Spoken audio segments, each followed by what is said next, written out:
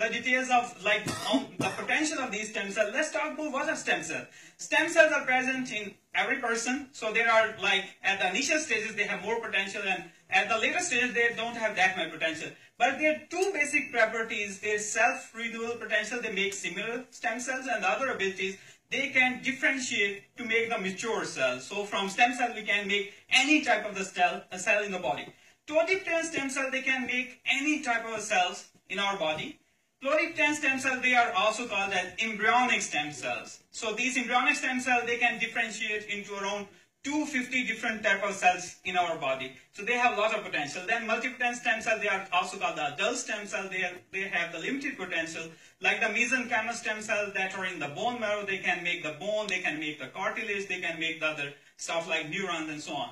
So on the basis of potential, they can be divided like totipotent, pluripotent, and multipotent stem cell. But their basic properties, they can self-renew, and they can differentiate into any type of cells in the body. One other thing that was like very fascinating for me is the induced pluripotent stem cell. I think you have an idea about these cells.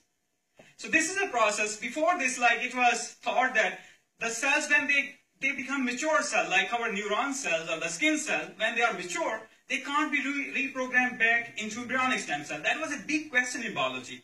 But the question was tackled by a Japanese scientist, Yamanaka. He questioned that idea, that whether we can convert the mature cells back into embryonic stem cells, and the answer was yes, we can convert. So what he has done, he took the fibroblast and he could convert those fibroblasts into embryonic stem cells, and those embryonic stem cells can be converted into any type of cells in the body. So that process, those cells which can be converted back into embryonic stem cells, they are called induced pluripotent stem cells, and they have lot of application. Because like if somebody is diabetic, for example, if we take the example of a diabetic person, in that case, if we take the cell from another person, what will happen?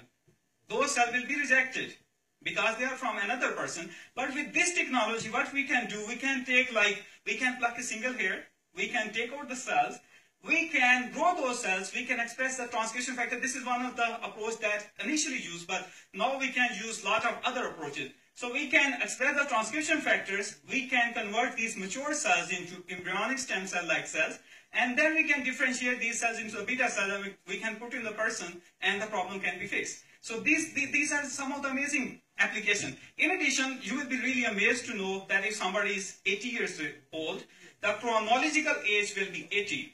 By this technology, in just a week time, we can convert 80 years old cells into 5 to 7 days old cells. So how fascinating it is. And it has a lot of application, and clinical trials of induced pluripotent stem cell, they have already been started.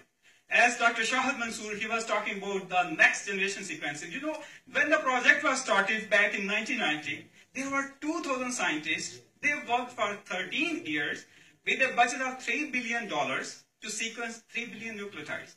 But now, at presently, in $2,000, a single person can sequence the whole genome in a day.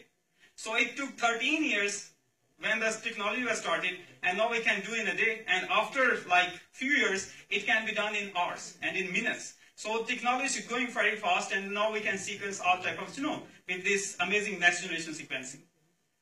CRISPR, he has also talked briefly about this CRISPR technology.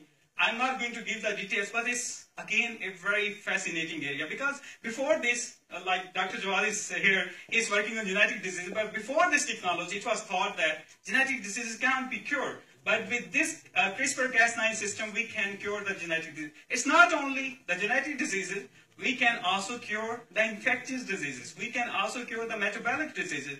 And it's a very fascinating area. I will give you one example. Like there are mosquitoes, they are nasty guys. So they make a lot of disturbance for all of us. So with this technology, we can eradicate all the mosquitoes in just a year. So you can imagine how impactful this technology is.